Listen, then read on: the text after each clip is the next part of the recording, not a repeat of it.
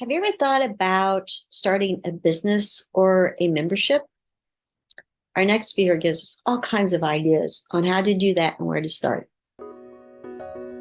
Building spirituality, family, health, and business. This is the Giant Builders with Lois Wyant. Good afternoon, Giant Builders. Hey, I want to tell you that you're important to us, and I so appreciate your time and just giving me an opportunity to share some great speakers for you. And that's what we have today. So this is Destini Copp. Hi, Destini. How are you? I'm doing great, Lois. Thank you so much for having me. I am super excited to be here with you today. Oh, great. I'm super excited to have you too. That's exciting. So tell us what you do. Yeah, so I will keep it kind of short here. So in my main brand, I help entrepreneurs create and sell digital products like online courses or memberships. I also have a couple other brands. One is called HobbyScool, so kind of like a fun type brand. We do virtual summits in that. So people can learn, their next hobby, whether that's gardening, crafting, or what have you. And also have an app where we have marketing templates and swipe files and really any type of marketing that you would need in your business. And we have an integrated, what we call an artificial intelligence AI writer in there to help people customize their content. So do you ever sleep?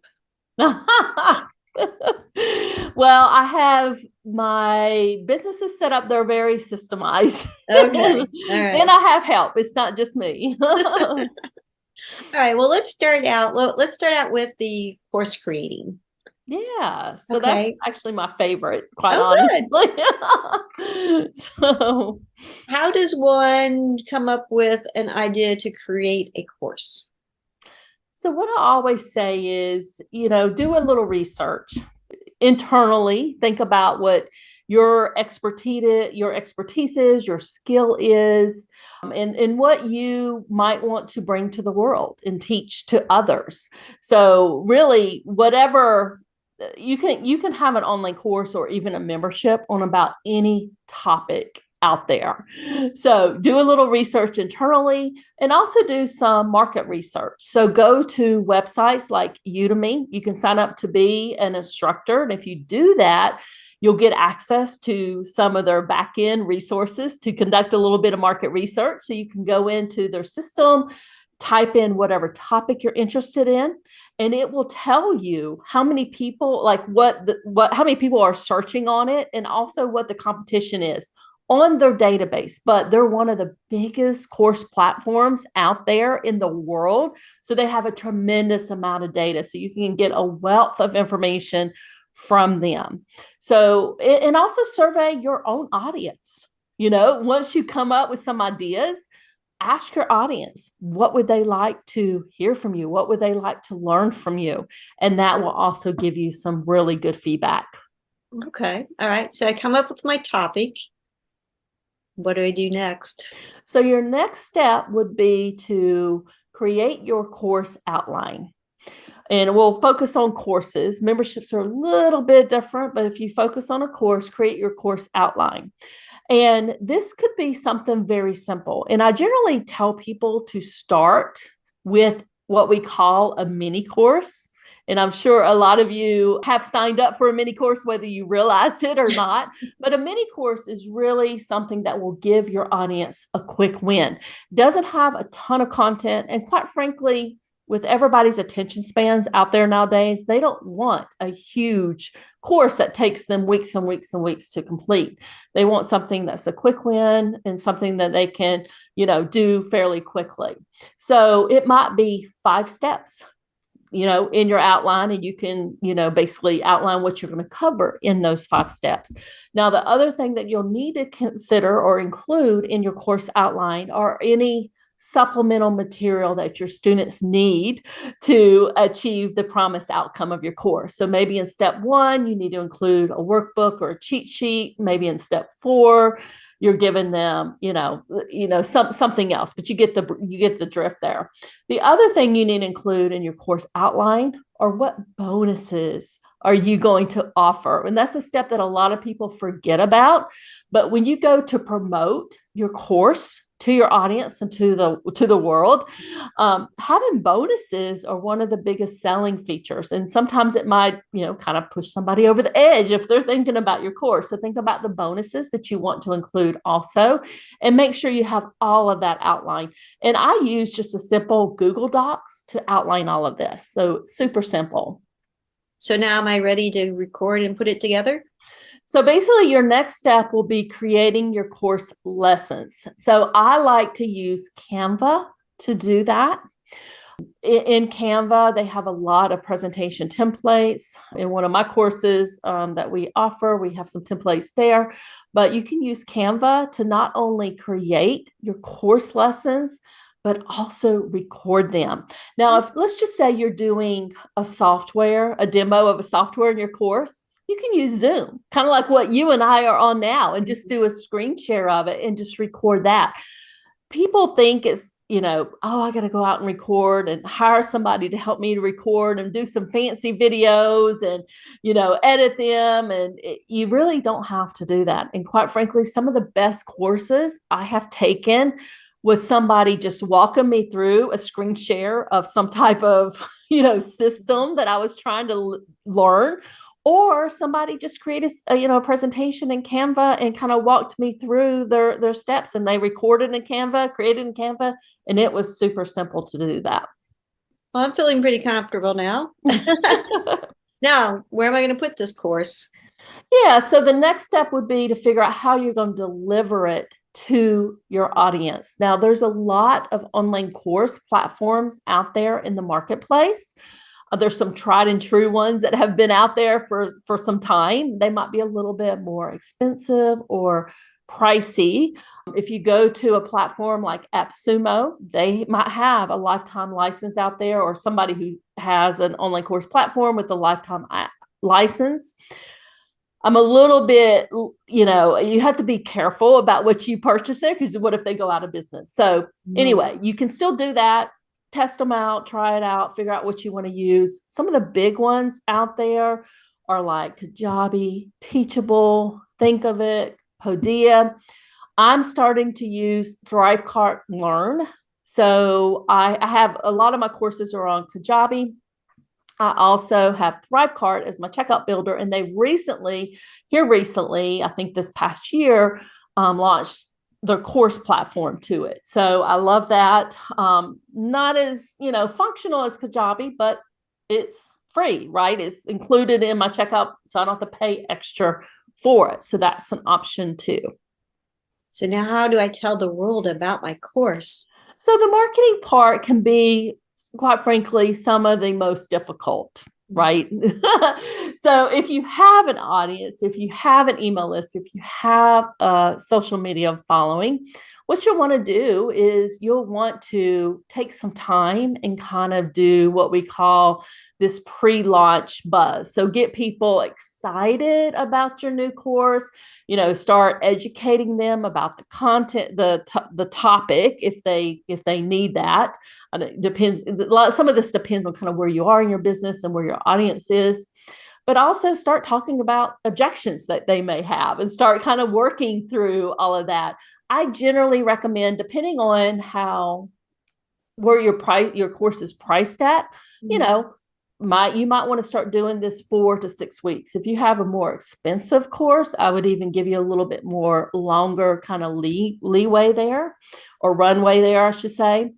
But once you're ready to launch it, there's a lot of different ways you can do it. And again, some of this depends on the price point of your course. Maybe if it's a lower price course, you can just email your list and have a cart open date, cart close date, and say, here it is, and, have a sales sequence that you do. If it's a higher price course, and I generally would say anywhere, $1,000 or more, I would do some type of webinar or a 5-day challenge, or maybe even a video series, something that's a little bit more to help warm up your audience. Okay, it's a lot of work to put a course together. It's a lot of work. The positive part is once you get the course built and out there, you can sell it and sell it over and over again. Now, you still need to go back and update it. Like, I've had one of my courses out in the marketplace for over 5 years, and I've updated it several times, but it's been a really good revenue stream for me. Now, memberships, and if you want me to, I can go into a little bit more details about that. Memberships are a little bit more different in the fact that generally you're going to have that monthly recurring charge. So you can have a membership that's kind of a low cost but very high value type membership, or depending on how much of you're including in your membership, it might be priced a little bit higher. As an example, I have memberships or have been in memberships myself where they were only $9, $15 a month. So, in that case, then, you're in generally, and I'll explain what some of them might look like. You might be doing a private audio feed every week, or sending people out an email template. That's one of the memberships that I am. Every single Monday, she sends out an email template that you can customize for your business. She gives you a little bit of training on how to do that, and you have your broadcast email for the week. So that's an example of a membership. Another thing I'll point out about memberships that are a little bit different from online courses, and I touched on it just a second ago, and that's the monthly recurring charge. That's one of the reasons why people like memberships, because it gives you a little bit more steady income into your business, right? You can kind of build it out. If you have 100 members in your membership, of course, there might be some ebb and flow there. Some people might leave. You'll have more people come in, but it's a more predictable revenue stream, or it can be a more predictable revenue stream. And I know I threw a lot at you there. No, I'm with you. I'm with you. And listeners can re-listen. So that's good. What kind of other ideas might make good memberships? So that's a good question. And I will say that you can do a membership in about any niche that's out there. And I'll give you some specific examples and talk to you about some topics that might make a better membership versus a course. So basically, a couple ideas. If you have let's just say you're in the gardening niche, and I know somebody who does this, and they're in this particular niche. So they're in the gardening niche. So they have a gardening membership. Well, they give people every single month, they give people tips depending on the season, kind of what's going on, give them tips, on what they need to be growing for that upcoming season and that sort of thing. That particular person also has a signature course that's related to homesteading. So more of a signature course, higher price course. I think it's priced at like $2,000. So they have the membership plus that in their business. So that's one example. Another example is somebody who helps podcasters. So whether you want to be a guest, or if you have a podcast that you need guests on, so it's called the Podcast Collaboration Group. I'm actually in that one because I also host podcasts myself in that. So that's an example of a membership. So I'm always looking for guests. So she has these monthly networking events that people go to, and she also has a database of podcasts. So that's an example of a membership that's podcast related. Another example I'll kind of throw out there. This is somebody I worked with years ago, and she's had this membership for several years and done very well with it. It's a Pilates and kind of a stress relief type membership. And she has around, I think, 175 kind of workouts that she has in this membership. She also does some live classes here and there, not every single week, but here and there. And she has a community with that membership. So that's another example for the kind of the health and fitness niche. Another example, and this is one that actually, it's funny you asked, I actually joined this morning because one of the things I want to do is start eating healthier in the new year. This is a plant food membership. So this is one that I'm personally in. I just joined, and they have like recipes you can go in and pull in, and then they'll help you create your grocery list, and they'll have the recipes there, and they'll help you plan out your entire week all around plant food. So there's some examples. Now, I mentioned just a second ago that there are some kind of topics or niche areas that make better memberships than courses. And one of those would be if you help people with either like an app or software or even one of the social media platforms that is changing constantly. I've had clients and also people that I've talked to over the years are like, this can't be a course anymore because it's changing too much. I can't update the course every single month. In that case, a topic like that, like maybe they're helping people with Pinterest or Instagram, that would make a better membership because it changes so much. So when the platform does a change, they can just, do a video letting their members know about that change and what it means for them. So there you go. Whoa, those are a lot of ideas. Actually, when you were talking, one of them came to mind in that I was online and somebody had a jewelry membership where they actually shipped you a piece of jewelry every month. And I thought, well, I would never have thought of doing a jewelry type of thing like that. I have done so much research on this, and I will tell you every single niche you can do a membership in. There's a ton of different opportunities out there. All right. Well, all right. Tell us about your AI programming. Yeah, so Hello Content is an app that I have recently launched. And this is based on a lot of research that we've done, a lot of market research. And basically in this app, we have a library of content. So this would be for solopreneurs out there, or people who have very, basically small businesses. Maybe they have a VA working for them, but they don't have a marketing team on staff. So, and I'm sure a lot of people can relate to that. So basically what we do, we give them the marketing content. So we have a content library out there, and then they can use our integrated AI writer to help them customize it for their unique business. Okay. So some people out there might be familiar with like Word Hero or Jasper or some of the other AI writers that are on the marketplace. So we have that integrated into the app so people can take that content and just modify it. Because content is king of Google. So that's something you want to definitely use. Mm-hmm. Yeah, for sure. And just, it could be any type of content really that we have in our app. We have social media content. We have content that they might want to use to, launch their online course. So like sales emails, that type of content. Mm-hmm. Okay. All right. Tell me about your hobby.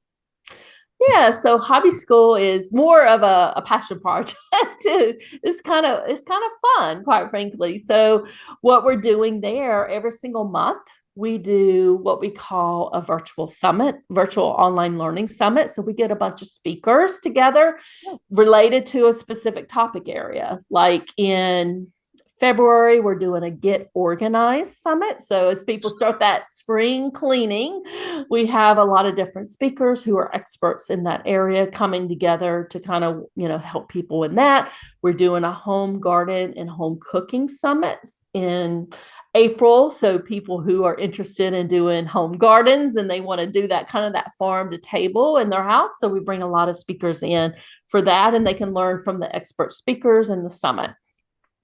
Well, that's great. What has been your favorite summit?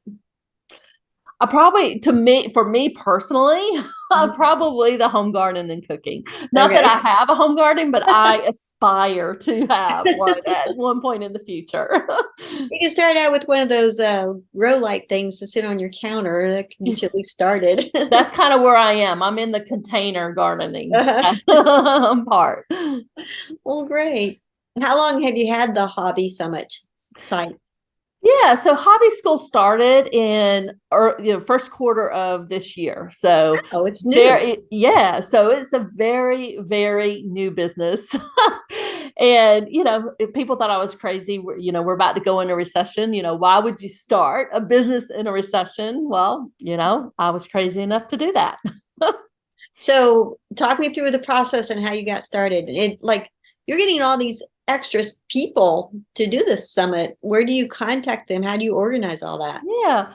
So here's the thing, when you're just starting out, like we are with HobbySchool, you don't have an audience, you don't have an email list, you don't have a social media following, and that's where we started. I did not have any of that. I didn't have the website, I didn't have the email list. So I started everything from scratch. So one of the first things I did was put up the website and basically thought about the business model that I was going to use to launch this new business. And I will tell you, what we started with is not what I'm doing now. So what I originally tested initially just didn't work or wasn't getting the results that I wanted. So what I started with was doing industry bundles. So the thought process was we would get experts in particular field and do an industry bundle there. Now, we got some sales, and that was good, and I appreciate all the experts that we had that participated in that, but it really wasn't moving the needle for us in terms of growing our email list to where I wanted it to grow, or quite frankly, even bringing in the revenue that I needed it to bring in to, basically grow this business. Because I do have a full-time VA that works in this business with me. So I've kind of trained her on, everything that she needs to do. So I needed to make sure I was not only covering her salary, that I was, making a profit there. So what we decided to do, or what we transitioned into, was doing virtual online learning summits, because I had done some virtual summits in my personal brand, my DestiniCopp.com brand, and they had gone very well for me. And I said, you know what? That's what I'm going to do. And that's when we launched with the Home, Garden, and Cooking Summit. I said, I'm going to try it out, see if it works for HobbySchool. And it did. So basically, we started growing our email list. We had a lot of great speakers. And how we make money with this particular brand is we sell the VIP All Access Pass. Okay. So basically what happens is, because especially when we first started, we didn't have an email list to promote the summit to. So we were relying on our speakers to promote it to their audience. So they promote this free summit to their audience. So it's a great value, right, for their audience. So they don't mind promoting it all. And then any people who sign up for the summit, we split the commission with them. So they get 50% commission on the All Access Pass. So 50% goes to the speaker, and then we get the other 50%. And that's how we make money. And that's kind of what we continue to do. We just did a bunch of different summits in different niche areas. And that's how we kind of got to where we are today. We have another summit that we're doing in January called the New Year Summit. And we have probably, I think, around 30 speakers in it. So I'm looking forward to it. Yeah, so how long does the summit last? Just a couple of days. So the one in January will last for 3 days. So people can attend for free. Basically what we'll do, we'll have, the day one presentations go live in the morning. They're available for free for 24 hours. If they want them, if they missed it, or if they want to watch a presentation that they missed, they can always upgrade to the VIP All Access Pass. But they do have the opportunity to attend for free, because we wanted to make it accessible to really people with all budgets out there. Oh, yeah. Well, that's great. I like that business model. That's pretty cool. Yeah. So that's how I decided to launch that particular business. And it's definitely been working for us. Oh, look at all these ideas, Giant Builders. You just so many options here for you. Okay. Well, any closing thoughts?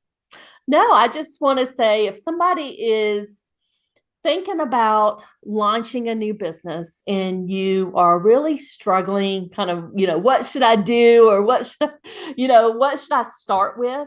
What I generally suggest is start offering some type of service. So let's just say that you worked in HR, one of the things in your power, your superpower, if you would, you can help and coach people to that next level, to that next career level. What I would start do is just start offering coaching services, maybe helping people with their CVs or their resumes. I mean, there's a lot of things that you could do there. Doesn't mean you have to do it forever. Maybe you'll take that knowledge and kind of that base that you've built up once you get started and turn it into an online course or a membership or something else in the future.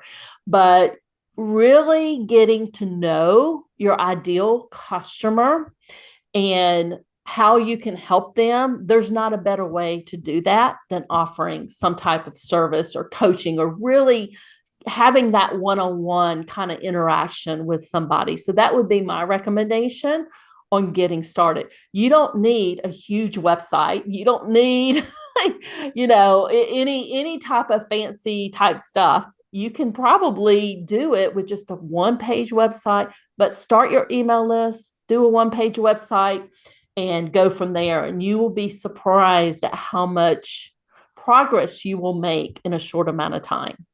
Yeah, those email lists are so important. And if you missed it, Giant Builders, we did an email podcast a couple of weeks ago. I'll share that with you guys.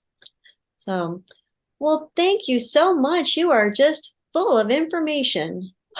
Well, thank you, Lois, for having me. I love chatting with you. And if anybody wants to connect, you can find me on LinkedIn or Instagram. I'm both places at Destini Copp. So very easy to find me there. Of course, you can go to my website and grab any of the free gifts that we have there also.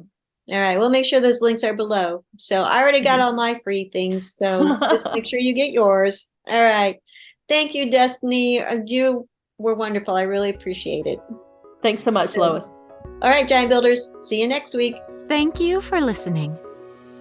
This has been The Giant Builders with Lois Wyant.